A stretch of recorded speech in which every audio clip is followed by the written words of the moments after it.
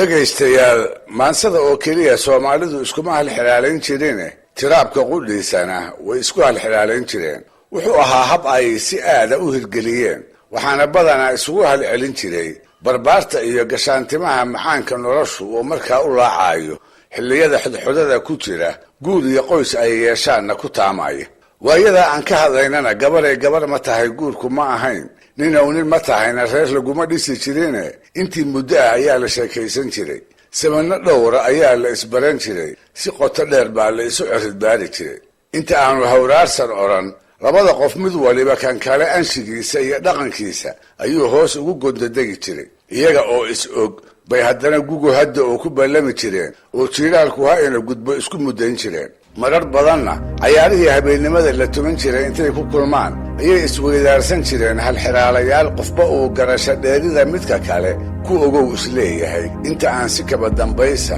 guur iyo guri loogu heshiin maan haddaba taa ku tusaaleeya laba sheeko oo hiddaha Soomaalida aad caan ugu ah midda hore waxay dhex martay inantii caqliga badnayd barbaarkii la soo baxay iyo kaba calaf oo walaalkii ahaa sida sheekadu leedahayna kaba calaf wuxuu ahaa nin aad iyo aad foolxumo loogu tilmaamo nin aan loogu roonaan wax ay qof dumari qacda hore ku calmato wuxuu ku darsaday baa layidhi rasnaan iyo isaga oo aan u aabayeeli jirin dharka uu qabaa maduugba ma cusayba ma qasaalan yahay mase waxaa ku yaal gengeynkii ay ciirtii dayrtu ku reebtay waa ilaahay amarkiisa waxaa la yidhi ninkaa waxay walaala ahaayeen barbaar ay malaha kalabaha ahaayeenoo qurux oo idil loogu deeqay gabadhii aragtaana ay ku indhadaraandari jirtay barbaarkaa quruxsamida loogu deeqay ayaa maalintii dambe hawo guur ku tallamay gabar darisyada ah ayay ishu kaga dhacday dabadeedna xodxodo kadib in la isla baxo ayaa lagu heshiiyey markaas oo kalena ninka gabadha la baxayaa wuxuu dhallinyarada midkood weydiisan jiray inuu raaco oo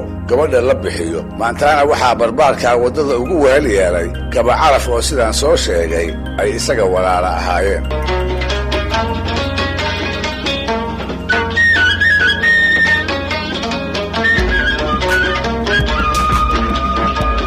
habeenkii oo idil haddii guura la ahaa xalayna aysan raase rasuul arag oo cidla joog ahaayeen ayuu waagii u baryey kolkaas bay gabadhii tidhi war maynu hamuun tiranno barbaarkii la soo baxay ayaa inta ilqooreedda ka eegay ku yidhi ma adigaa wax la cuno inoo wada maxaynu ku hamuun tirannaa kaba calaf oo waxay u jeedday gartay ayaa kolkaa yidhi walaal gabadhu waxay u jeeddaa aynu cadayanno saa qofkii cadayday luunkii iska rogi barqadii hadday tahay oo ay daaleen ayay geed haraca hoos fadhiisteen cabbaar hadday fadhiyeen ayay tidhi war maynu nasanno barbaarkii la soo baxay ee xarragada la tiicaayey ayaa inta la yaabay ku yidhi sow innaga fadhinna nasashada kale waa maxay kaba calaf baase sarbeebteeda gartay oo markaa yidhi walaal gabadhu waxay u jeeddaa waa aynu kabaha iska bixinno qof kaba ilani ma nasnee maxaa xigay sodcaalkoodii bay iska sii wateen dabadeedna casarliiqii kolkay tahay ayay tidhi cid baan arkaa hareeraha ayay eegeen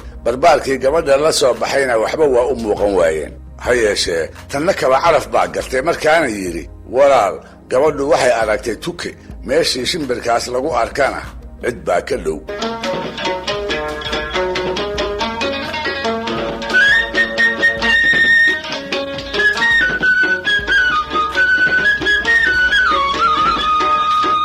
waa siday sheegtay habeenkaa cid bay heleen kuna hoydeen waaguu kolkuu u bariyey ayay ciddaana ka ambabaxeen markaabay tageen magaalo laga buuxo oo malaha labada isla soo baxay sheekhii isu meherin lahaa uu joogo saddexdoodii oo waddooyinka magaalada dhex maraya ayaa gabadhii intay labadii nin ku soo jeesatay ku tidhi war niman yahow magaaladu ma dhisan tahay mase waa dunsan tahay barbaarkii la soo baxay ayaa hadalkeedii la ashqaraarayoo inay miyir qabtaba ka shakiyey kaba calaf baase shakigii ka saaray kolkuu halxilaalihii gabadha furay oo uu ku jawaabay walaal gabadhu waxay rabtaa inay ina weydiiso magaalada nin caadila miyaa xukuma mase nin eex yaqaan wax yar kadibna iyaga oo weli magaaladii ku dhex jira ayay arkeen ruux mayd ah oo qabuuraha loo wado kolkaas bay inta labadoodii soo eegtay ku tidhi tolow qofkaa la sii wadaa ma dhintay mase waa nool yahay barbaarkii la soo baxay awal yaab iyo amankaag bay u joogtay mooggan wuu cadhooday gabadhiina hadalla darandoori ah oo cadho iyo canaankulule ka buuxaan ayuu ku huruufay naga aamusna waaba ku yidhi kaba calaf baase ujeeddadii gartayoo inta walaalkii cadhadii ka dejiyey su-aashii sarbeebnayd ee inanta ku furay walaal waxay gabadhu u jeedaa qofka dhintay warase ma ka tegay mise gablan buu ahaa. arrintii ugu darayd ee barbaarkii gabadha la soo baxay soo martayse habeennimadii bay dhacday. talow maxay ahayd? sheekhii ragga iyo dumarka isu meherin jiray ayay saddexdoodii soo hor fadhiisteen. kolkaas buu siday caadadu ahayd wuxuu isaguna doonay inuu ogaado labada nin ee ay la socoto midka ay isguursanayaan ee in lagu meheriyo ay gabadhu rabto. markaas bay tidhi kaas igu meheri, intay kabacalaf farta ku fiiqday. yaab iyo waxaan loo fadhiyin soo ma ay noqon. kabacalaf waxaan ahayn markii afkeeda laga waayeena sidii ay rabtay ayuu shiikhii yeelay. furudii halxiraalaha ayaa wax u sheegay. kolkaasbay quruxdii ma ay raacine caqligii u xilatay.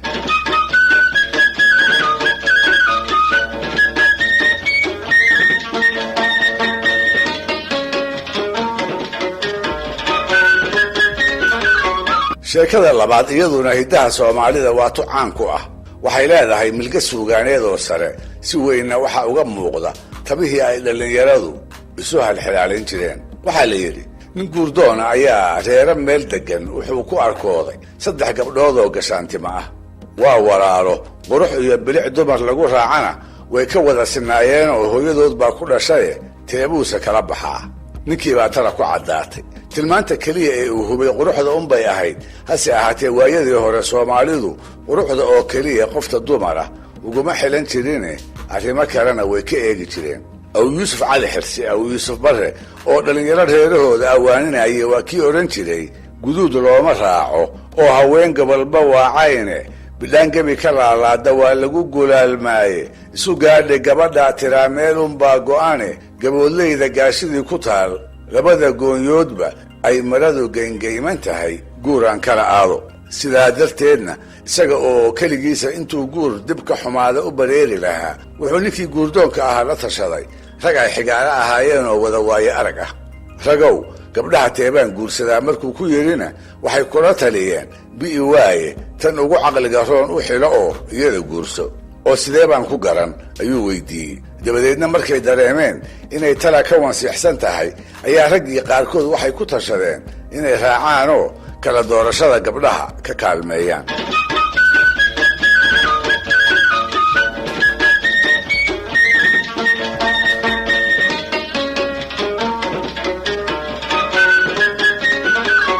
saddexdii gabdhood oo wada jooga ayaa ninkii guurdoonka ahaa iyo raggii la socday u wada yimaadeen. waayo araggii wehelka ahaa nin ka mid ah ayaa su'aal 3 jawaabood leh la soo boodayoo saddexdii gabdhood middood walba ka codsaday inay gaarkeeda jawaab uga bixiso. wuxuu ku yidhi gabdhow waxaad ii sheegtaan geel xeradiis, garow iidaankiis iyo rag gogoshii. tii ugu weyneed ayaa ugu hormartay oo tidhi geel xeradii waa tooma rooba badani isaga dambeeyeen haliba dhankeeda ha ugu faalasho. waa hareeriga bidix iyo midigba ha u laacdo oo waa golo dugsoon habeenkiina ha ka soo raabsato. garow iidaankii waa geed adare ha lahaado, waa caano garoora ha lagu gaaciyo oo waa sixin dhowaan la lulay ha loogu roonaado. rag gogoshiina waa aqal dugsoon oo ilaxir wacan leh, kashkaash leh oo raar xanaftii lihi dhex fidsan tahay. tii hoosta uga yarayd ayaa haddana waxaa la weydiiyey isla su'aalahaas inay iyaduna ka jawaabto. hase ahaatee ma ay sheegin wax ka duwan jawaabtii ay walaasheed bixisay,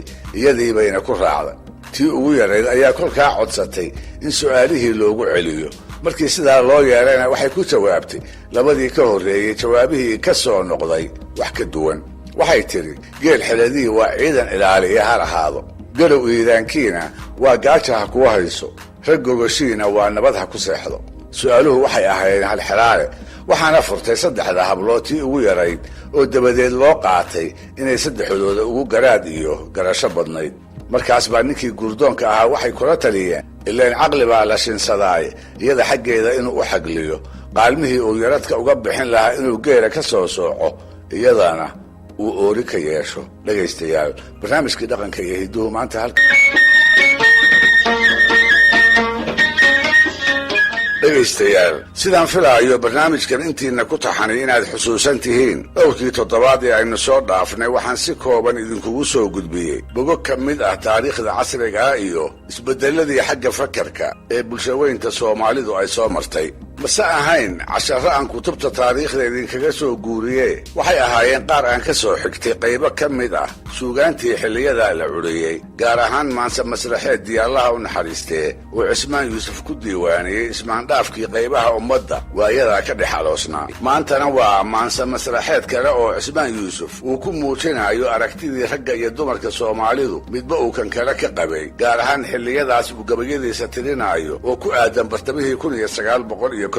qarnigii 20aad inta aanan taa u gudbinse aan idhaahdo gumaysigii reer yurub ee ina qabsadee ma ahayn wax fiican oo loo boholiyoobo maxaa yeelay wuxuu u taagnaa xorriyadka qaadka caburinta dadyowgii uu ka adkaaday iyo dullayntooda daldarashada hantidooda iyo midabta kooridooda ha yeeshee waatay soomaalidu ku mahmaahday gaalka dilgartiisana siiye waxaa jiray waxyaabo badan oo gumaysigii afrika iyo aasiya qabsaday ummadihii uu dalalkooda hantiyey uu ku soo kordhiyey waxtarna u lahaa kuwaasoo ay waayadii dambe u aayeen maxaa tolow ka mid ahaa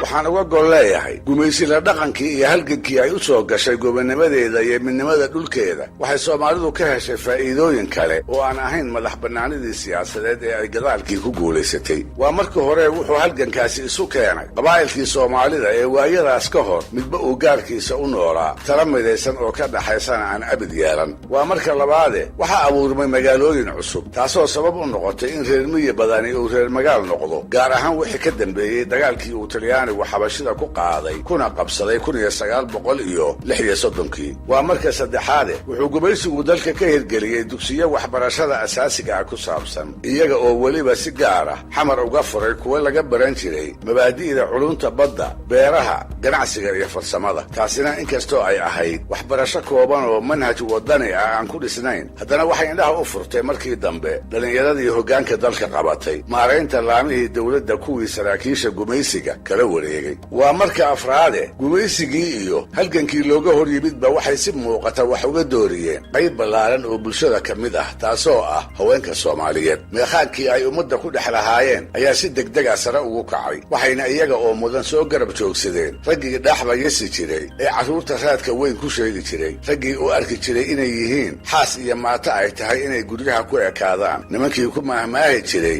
gabadhi waa god ha kaaga jirto ama guri ninkeed ha kaa joogto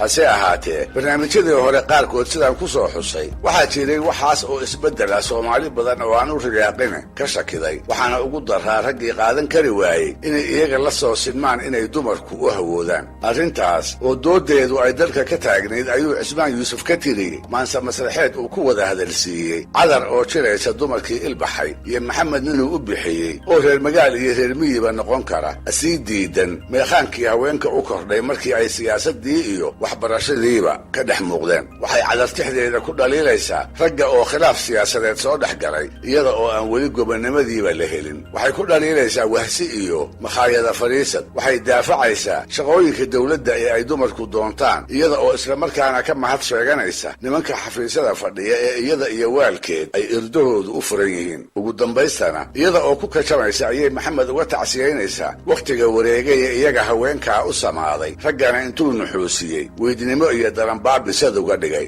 waxay tidhi waxyaalaha la wada dowladnimo waa ka weyn tahaye haddaan layswaraaraysanayn wacadkii beenowya nimankaa waswaas iyo qalbiga wax uga buuxaane wanaag baannu ka qabnaa raggaa waaliyaalka ahe wejina waannu ku leennahay annagu wadar ahaantooda xafiisyada la waasan yahay nagama waabshaane wax dheef buu noqdoo shuqulka waa loo warfahayaaye maantii warkiis soo galoo loo warqada goosan waardiyaha waa iska agmaraa namana weecshaane idinkaa walaac idin hayaa oo wareer qaba e waddada iyo jidkaa tuban tihiin waa beriyiyo fiide weydnimo iyo baahay u dhiman wabarradiinniiye saacaa wareegaye ninnima waafi waa tahaye haddaysa inani wax aqoontahoo waajibkeed gudato inaan wiilku ka horraynin baa laysku waafaqaye nafsaa idin wadaday jeer haddaad naga wacnaydeene qajeel baad ku wadateen haween waxa idin doontaane wakhtaa idin hayee maxamedow wahanka aashiinna bay tiri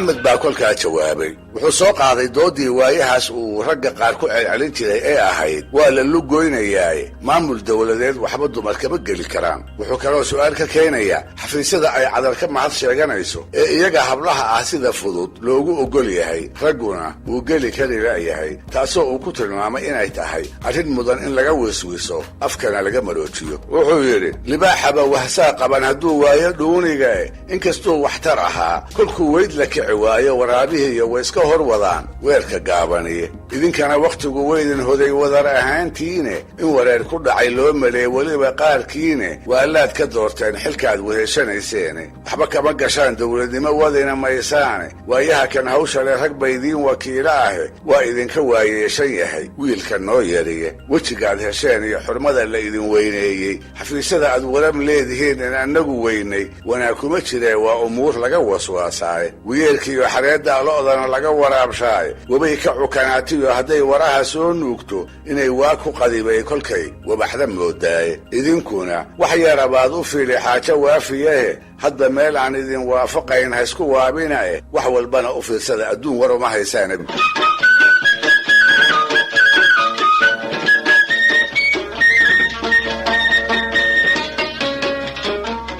waayadaas uu cismaan yuusuf qaybaha bulshada tixihiisan ku wada hadalsiinayo ayaa dharkii dumarka soomaalida waxaa ku soo kordhay maro yaroo dibadaha laga keenay, maro laba cad oo isku tolan ka kooban, haweenka waaweynina ay bilaabeen inay xirtaan. waa maro yaroo dunida oo dhan laga isticmaalo, waxay bishaa muuqaalka guud ee haweenayda gaar ahaan markii fagaaraha joogto. af soomaaliga magac kuma laha maxaa yeelay ma ahayn waayadaa ka hor maro lagu dhaqmi jiray. sidaa daraaddeed waxay haweenka soomaalidu maradaa xirteen iyaga oo u yaqaan magaceeda shisheeye oo ah rejeseno ama rejepreto oo ah af talyaani, iyo kayshadi oo isna ah erey aanan garanayn afuu inaga soo galay. si kastaba ha ahaatee maradaa ayaa waxay noqotay wax kaftankii bulshada ku soo biirayoo raggu ay haweenka ku xifaaleeyaan. taasina waxay ka muuqataa tix gaabanoo arrintaa ku saabsan 1952kiina uu tiriyey oday magaciisa qariyey oo sariig aawadeed diiday inuu isa soo bambixiyo. wuxuu yidhi waa xagalka daac naasahaad kor u xidhaysaane intuu xabadka laabtaa jiruuxiisa leeyahay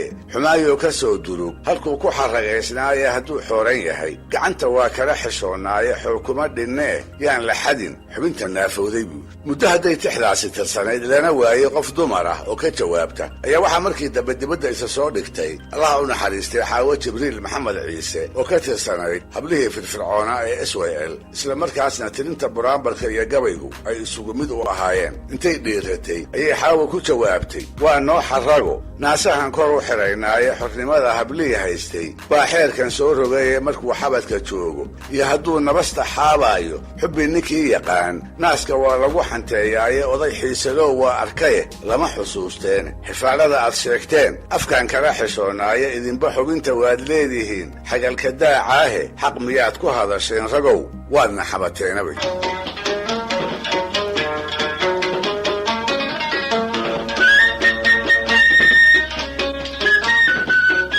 dhegaystayaal barnaamijkii dhaqanka iyo la joogo iyo tu imaan doontaba taariikhdu waa isa suran silsilad ah. bulshadii aan saddexdaasi isugu xirnaynna wax qumani uma hagaagaan. mugga ay arrimaheeda maadhaynayso bulshadii aan tagtadeeda u fiirsan timaadadana aan haabka ku hayni waa hawtulhamag halis u ah dabkii meel ka baxaayaba inay ku shalwato. awal hore hantaqyadii iyo hogaggii intay hubo ku tiri ay eedday bulshadii aan ka leexanay dhalaar noolba ku sii socotaay waxay mudataa kutumashada cadowgeeda cidina ugama ba'do. weligeed iyo waaqeedba bulshadii in god qura 2 jeer laga wada qaniino u dulqaadataa aadanaha iyo aabigiisa way u nuglaataayoo dhabar iyo deri bay u yeelataa. maamuuska sokeeyaha kuma naalooto shisheeyahana warkiisa daah. xubnaheeda wax ugu filan bulshadii aan u ogaanin qaarka lugooyadeeda ka taliya bulshadii aan meel ku xariiqan danabkii u soo baxa iyo wax mataruhu bulshadii aanay u kala socnayne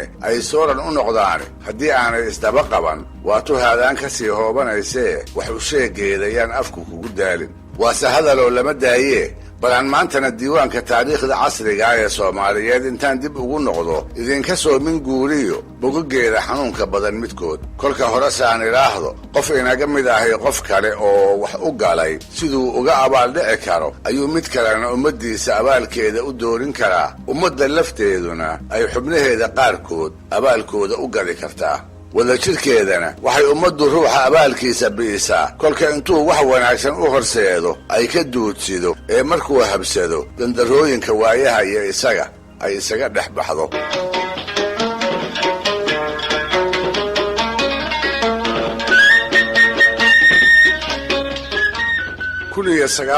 ilaa dabayaaqada kontonnadii qarnigii 20aad waxaa dalweynaha soomaalida ka aloosnaa halgankii kululaa ee xisbigii SYL uu xamar ka hogaaminayay. halgankaa gobonnimada lagu doonayay looma wada sinnayn, isku sina looma wada gelin. rag baa horseed ahaa oo dhiiggoodu inuu xornimada u daato u diyaar ahaa kagana dhabeeyey. rag baa harasa u jiiray oo taagista calanka buluugga ah ee xidigta caddi ku shaqlan tahay in badan xabsi ugu jiray. dumarkaa ragga garab taagnaa oo halganka si siban ula waday, kolkolka qaarkoodna baradheereeyey. sidii xaawataako intoodii uu gumaysigu ku dhugtamay ka sokow waxaa iyaguna jiray qaar jeelka ku umulay, sidii timira cukaash iyo dahab iyo lacagba qaar suuqadoodii suuqa dhigay. tabtii raaxa ayaanle iyo xaliima qararac ay yeeleen.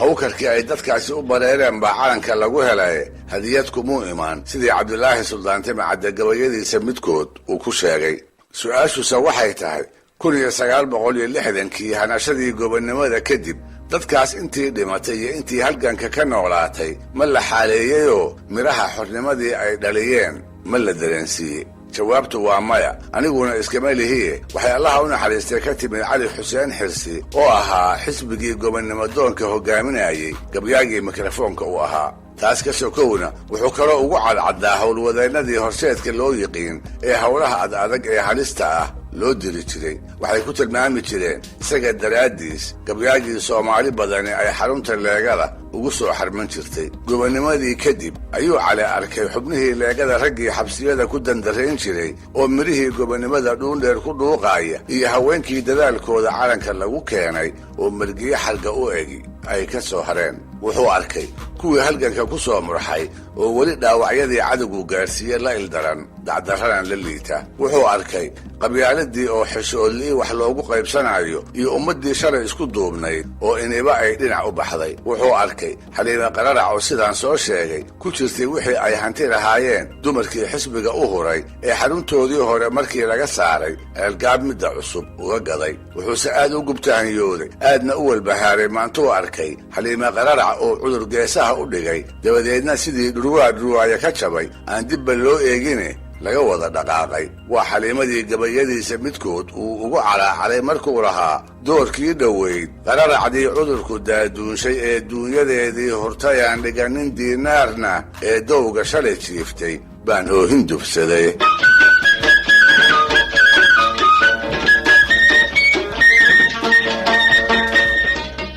wax la joogaba habeenkii dambe, habeen axada, ayuu inta waxyaabihii u muuqday u adkaysan kari waayey naadigii xisbiga cali gabay iskala taagay. gabay alartiisa hore uu ku dulmaraayo xornimadii loo soo halgamay sidii loogu hungoobay, qabyaaladii in laga raystay la mooday siday baalka dheer u gashatay, walaaltooyadii ummaddu siday u dhaawacantay iyo eexdii iyo qaraabakiilku maamulka dawladdii cusbayd siday ugu dhex fideen. isaga oo ku halqabsanaya xirsi siiqa oo ahaa halgamaa saaxiibkiisa oo qadiyadda gobonnimada ay u soo wada halgameen ayuu sidan soo socota cali tixdaa ku bilaabay. wuxuu yidhi: xirsiyow, xornimadii la helay lagu xantiiroowiye xayskii onkoday wuxuuna taray xaayawaannimo xanaf baaba noo korodhay iyo xaafad kala sooce. xaajada qalloocani intay xamar ka qiiqayso ay beentu xoog leedahay xaasidnimo joogto aday xigee iqaad iyo intay xor ugu laabayso ninba xeer qabiilnimo intuu xarig maleegayo xaq ninkii lahaan jiray intii laga xasaynayo xarbigii dadaan gelin intay kor u xambaarayso xaq waa lumaye jeeruu ilaah xaaladda hagaajo xayraanku caliyow aduu kuu xanuun yahay.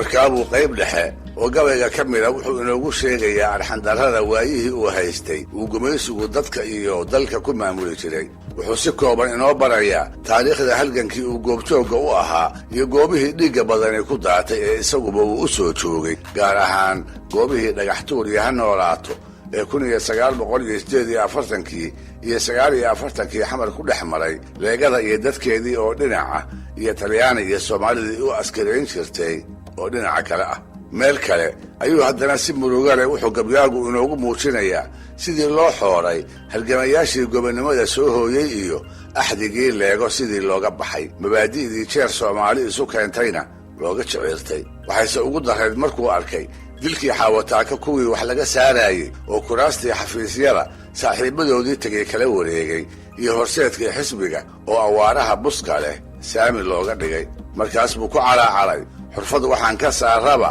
markuu calanku xuufleeyey xabaaraha kuwii lagu riday iyo xayga soconaya qoonkii sidaa ugu xarmaday looma xeer dhiganne nimankii naftooda u xanibay laga xawaareeyey. xurquun eebbahay baa haya iyo maal la xaabsado ee dadka kale aan kaga soo xullo oo ha u xidheen sharafe bilada loo xantoobshow ekaa lagu xusuustaay. xisbigii kifaaxow dadkiinniya xoodhina ee xaashii la arag shalay waxaad u xusul duubteene idinkaa xornimadii dhashay oo suray xidiigliye ha yeeshee dadkii lama xurmayn soo xafiiltamay. talyaaniga ximaarka ah kuwii inagu xeelaayey xaashida madow wiilashii lagu xariiqaayey ee toogashada loo xukumay baa xafiisyalehee xalwaddii waxaa cunay kuwii xaawo gowracaye dadkii kalena way xaaratay ee xaqa ku taagnaayeen.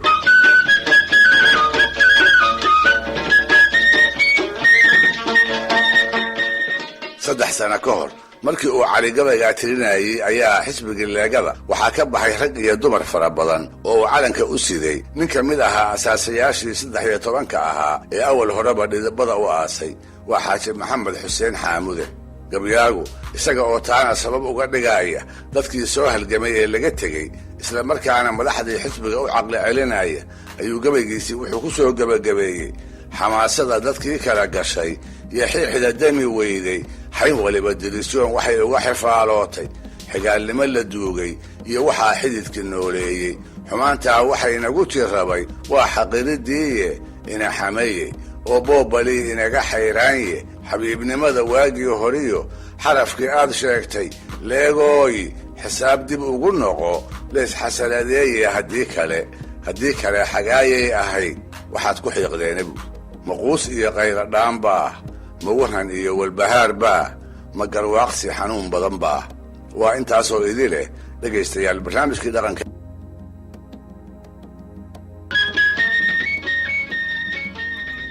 dhegaystayaal waa la joogo iyo meel la joogaba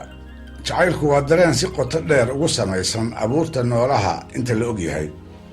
si gaar ahna waa dareen aadanaha aad ugu laran oo tilmaamihiisa ka mid ah. sidaasoo ay tahay haddana kolkaynu dib u milicsanno ujeeddooyinka faraha badan ee maansadii hore ee soomaalida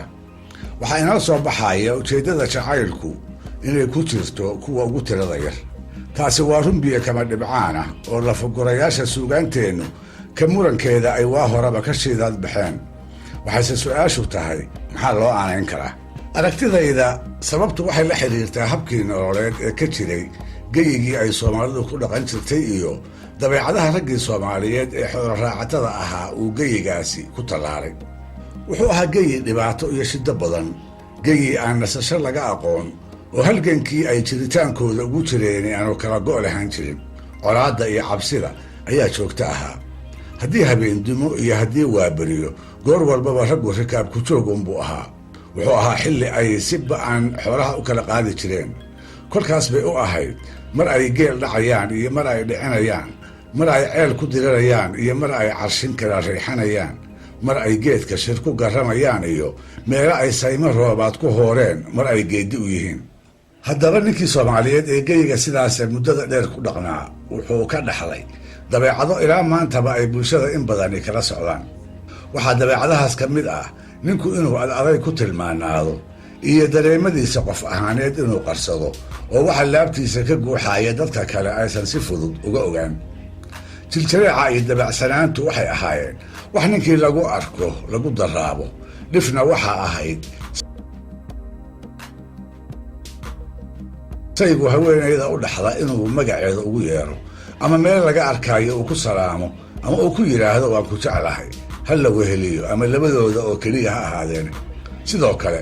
in doontaba ha jeclaadee waxaa iyaduna dhif ahayd carruurta uu dhalay midkood intuu madaxa u saraaxo inuu si caddaana ugu sheego ama ugu muujiyo gacalada uu laabta ugu hayo ceeb aan ceebi ka weynaynna waxaaba loo yiqiin indhaha ninka ragga ah oo sabab kasta ha lahaatee ay ilma ka soo daadato sidaa daraaddeed geyiga caynkaasi ma ahayn guwaabo diradira iyo abaabul dagaal mooye geyi maaweelada iyo maansada dabacsan ee dareenka jacaylku ay ku bulaali karaan ha yeeshee sidaynu wada ognahay wuxuu xeer waliba waayada dambe yeeshaa cid ka baydha iskana indhatirta bulshada inteeda badani hiddaha ay raacsan tahay sidaas awgeedna waxba yaanay tiro badnaane waxaa jiray maansayahano u bareeray inay ka maansoodaan jacayl dumar oo soo maray tixab macaan badanna ku muujiyey waxaa ka mid ahaa gabadhii ijo la oran jiray gabyaagii sida aadkaa u jeclaaday dabadeedna guur iska daaye mar qura inuu la hadlaa ay u suuroobi kari weyday kolkuu quusan waayey gabyaagii dadkii xigtada u ahaa ay kula taliyeen inuu ijo faraha ka qaado inan kalena uu degaanka ka raadsado gabyaagii ay u ballanqaadeen hadduu taladaa ka yeelo inay ka yarad bixin doonaan welibana ay xeryihiisa xoole uga buuxin doonaan gabyaagii markaas ugu jawaabay fardo geel lacag iyo dahab hanti kasta oo ay siiyaan inuu ka jecel yahay maalin uun intuu hor fadhiisto inuu ijo la haasaawo gabyaagii ku alaladay 90 farasa xamar towlan iyo tuurcadiya maydal markab tiirsan lacag lay tirsho iyo dahab la ii tuuro lagta dabajiroo wada tifrina tiica iyo ayro waxaa iiga toolmoon ijaan kor u tirabaayb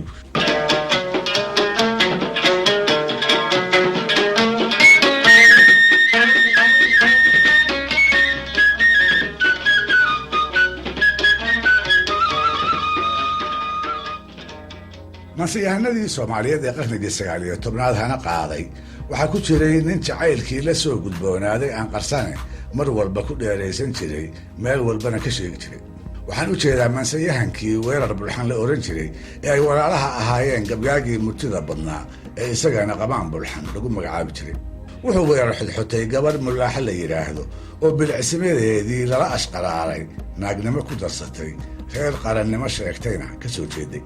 wuxuu isku dayey intuu masaafaysto inuu la raadsado wadaad u mehersha markaas kadibna wixii yarad iyo xurmo xidhitirnimo ah isaga iyo aabbaheed ay ka wada xaaraan taasoo ay gabadhii ku diiday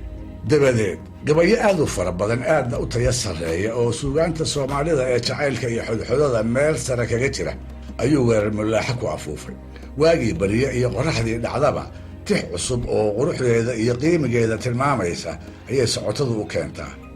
wuxuu u ballanqaaday haddii ay guurkiisa oggolaato barwaaqo aan iyada oo kale la arag inay dhex dabaalan doonto dhar wada xidhiira dhammaan waxa dumar ku xaragoodo cunno magaalo jaada ay ahaataba iyo 3 wariyahad xoolaha ay soomaalidu dhaqato intiisa uu gabadhaa wax u ballanqaadayay waxa ila yaabadnaa marka uu ku leeyahay haddaad aniga i guursato inaad daabad fuushan tahay mooye weliga waxba yaanay tiro badnaane waxaa jiray maansayahano u bareeray inay ka maansoodaan jacayl dumar oo soo maray tixab macaan badanna ku muujiyey waxaa ka mid ahaa gabadhii ijo la oran jiray gabyaagii sida aadkaa u jeclaaday dabadeedna guur iska daaye mar qura inuu la hadlaa ay u suuroobi kari weyday kolkuu quusan waayey gabyaagii dadkii xigtada u ahaa ay kula taliyeen inuu ijo faraha ka qaado inan kalena uu degaanka ka raadsado gabyaagii ay u ballanqaadeen hadduu taladaa ka yeelo inay ka yarad bixin doonaan welibana ay xeryihiisa xoole uga buuxin doonaan gabyaagii markaas ugu jawaabay fardo geel lacag iyo dahab hanti kasta oo ay siiyaan inuu ka jecel yahay maalin uun intuu hor fadhiisto inuu ijo la haasaawo gabyaagii ku alaladay 90 farasa xamar towlan iyo tuurcadiya maydal markab tiirsan lacag lay tirsho iyo dahab la ii tuuro lagta dabajiroo wada tifrina tiica iyo ayro waxaa iiga toolmoon ijaan kor u tirabaayb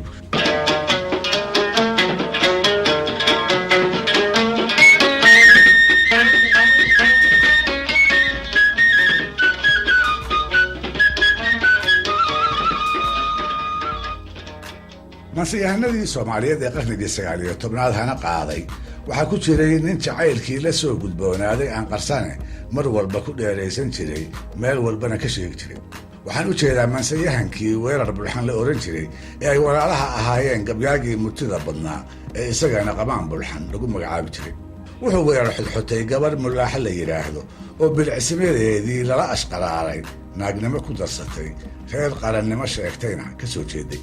wuxuu isku dayay intuu masaafaysto inuu la raadsado wadaad u mehersha markaas kadibna wixii yarad iyo xurmo xidhiidhnimo ah isaga iyo aabaheed ay ka wada xaalaan taasoo ay gabadhii ku diiday. dabadeed gabayo aad u fara badan aadna u tayo sarreeya oo suugaanta Soomaalida ee jacaylka iyo xodxodada meel sare kaga jira ayuu Weerar mulaaxa ku afuufay. waagii bariye iyo qoraxdii dhacdaba tix cusub oo quruxdeeda iyo qiimigeeda tilmaamaysa ayay socotadu u keentaa. wuxuu u ballan qaaday haddii ay guurkiisa ogolaato barwaaqo aan iyada oo kale la arag inay dhex dabaalan doonto, dhar wada xariira, dhammaan waxa dumar ku xaragoodo, cunno magaalo jaada ay ahaataba iyo 3 wariyahad xoolaha ay Soomaalidu dhaqato. intiisa uu gabadhaa wax u ballan qaadayay waxa ila yaabadnaa marka uu ku leeyahay dad aniga ay guursato inaad daabad fuushan tahay mooye weligaa dambe luga kuma socon doontid oo xataa libax baanu kuu layliyi doonaa rakuubna kaaga dhigi doonaa. wuxuu kaloo ku beer la xawsaday qorax dambe iyo iyadu inaysan is arki dooninoo hadday soconayso iyo hadday taagan tahayba lagu dulwadi doono geedo loo dalaalimeeyo oo kulaylkeeda